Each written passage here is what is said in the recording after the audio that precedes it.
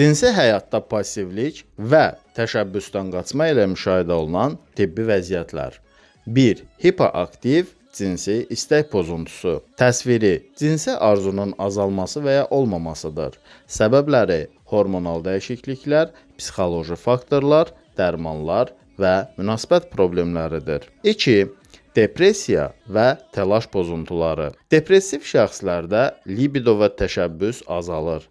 Təlaş isə bəzi performans qorxusu və cinsi yaxınlıqdan qaçma ilə müşayiət olunur. 3. Posttravmatik stres pozuntusu. Xüsusilə seksual travmalardan sonra cinsi münasibətlərdə dırnaqarası donma reaksiyası, təşəbbüsdən qaçma və emosional bağlanma çətinliyi olur. Bu hal sanki gözləmə sindromu kimi bədən və psixikanın özünü mühafizəyə alması formasında təzahür edir.